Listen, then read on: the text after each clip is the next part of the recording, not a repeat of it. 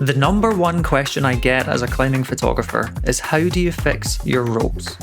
The short answer is you don't need to be a super strong climber to ascend and photograph hard routes. In this video, I'm going to cover the basics of how to fix a static rope for sport climbing photography. This video is not a replacement for proper hands-on training. So if you're interested in learning more about climbing photography and you want personalised coaching, check out my courses. There's a link in the description below. So the first thing that we're going to cover is gear. I always recommend using either a fully static or semi-static rope for climbing photography. They don't stretch as much as a climbing rope, so it means that it's way more efficient when you're actually ascending. Plus, that stretching can actually cause this climbing rope to bounce and rub on the rock, which can damage it, and it's quite dangerous. A static rope will be much more stable on the rock face, plus it's way more durable, so it should last a long time. The other gear you'll need is a clip stick, an adjustable personal anchor, a handful of quick draws, and a couple of locking carabiners. So you've basically got three options for fixing a rope. The first and the easiest one is to get someone else to do it. You just have to make sure that they know what they're doing and that you trust them to do it correctly. Yep, the white is fixed! The second option is that you can lead the route yourself on a climbing rope and tag up the static rope on the back of your harness. You could also just climb without the static rope, lower a loop of the climbing rope and haul up the static afterwards.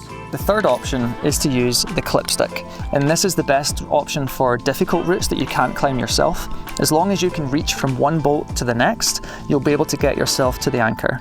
You can clip stick your way up a route completely independently without anyone else, but the safest and easiest way is to do it with a belayer, and that's what I'm going to show you today. So for clip sticking up the route, you'll need a full rack of draws and a belayer and a climbing rope. Plus, the most important ingredient, the clip stick. So I've flaked the static rope and I've just got that clipped onto the back of my harness, and I'll pull that the whole way up the route. The first step is to use the clip stick to reach the highest bolt that you can, and then pull yourself up on the rope with the help of your belayer until you reach the quick draw. As with climbing, you should always be careful around the first bolt and inspect it. You're not yet backed up by other bolts below you. If you're happy, attach your personal anchor into the bolt side of the quick draw and communicate with your belayer. Okay Slava, I'm in direct. They can then give you enough slack so that you can repeat those steps and then clip into the next bolt.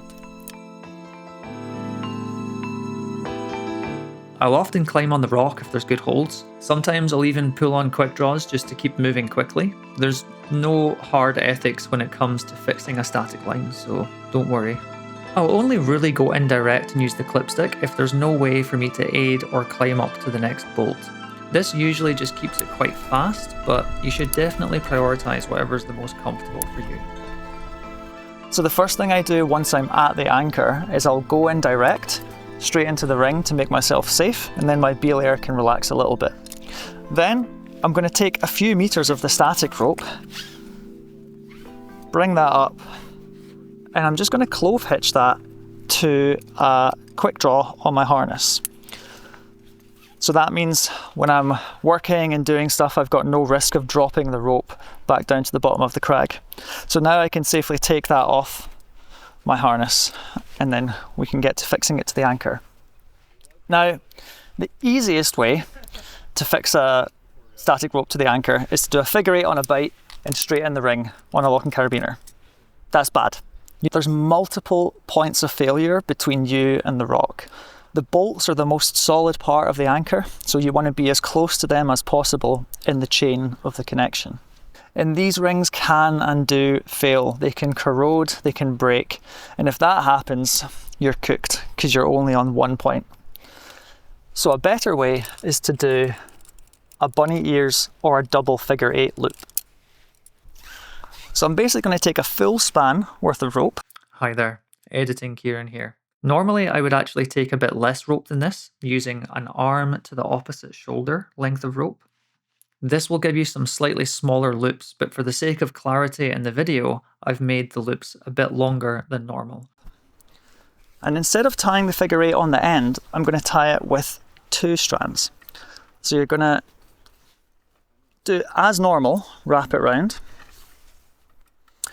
But instead of poking my end through, I'm going to take another bite and put that through the figure 8 instead. So you end up with something like that.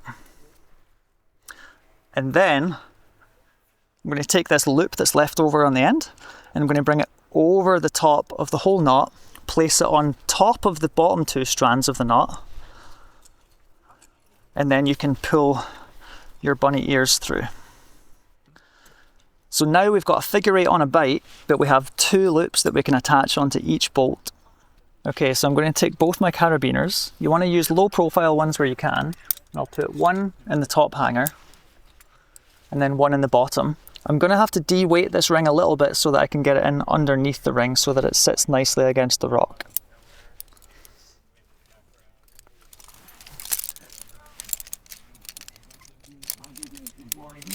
I'm going to take both my loops, put one in the top, make sure that's screwed up, and then I'll put the next one in the bottom carabiner and make sure that's screwed up.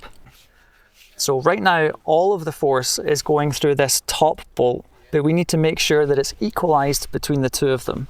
So with the double bunny ears knot, we can just pull this 3rd strand that we put over the top and then adjust the lengths of these strands independently from each other.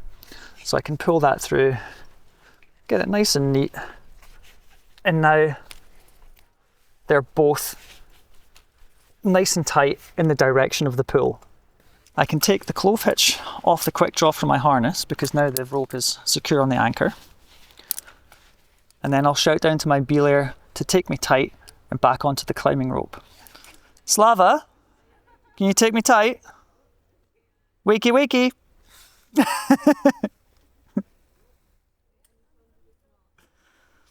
And then I can take my personal anchor off, back on the climbing rope. I'll give everything one last check and make sure I'm happy. Before I start lowering, I'll clip the rope into a quick draw loose so that I can always reach it in case it's like a really steep route and it's hanging down in space. And then now I can lower back down the route and I'll do some redirects. When you're on the way down, it's really important to redirect the rope. And there's a few reasons you might want to do that. The first one is to protect the rope. So for example, if you have a bulge and you're jugging up, the rope might be rubbing on the edge of this bulge. So you would redirect it to a bolt just underneath so that the top part is a little bit slack. Another reason might be if you want to redirect onto an adjacent route to create a little bit more space between you and the climber. Or if it's a really steep overhanging route, you would periodically redirect under the overhang so that you can stay close to the rock and close to the action. You want to just use regular quick draws and you want to put it into the bolt, and then I'm just going to get a clove hitch and put that onto the quick draw. Cinch it nice and snug, and you want to just make sure that this top section has a little bit of slack in it but nothing excessive. So now when I'm ascending up on this end of the rope, all of the force is going to be going into this quick draw, but I'm backed up by the anchor above, and it means that this rope isn't going to be moving and bouncing and getting rubbed around on the sharp rock. So once all my redirects are in place, it's time to head back down to the ground, grab the camera gear and ascend back up the rope. In the next video, I'll be covering how to ascend the rope, how to pass all these redirects safely, and then how to get all of your gear back once you're finished. If you have any questions or suggestions, drop them down in the comments and I'll do my best to get back to you. Please let me know if there's anything specific about climbing photography that you guys would like to see, and I can make some more videos in the future.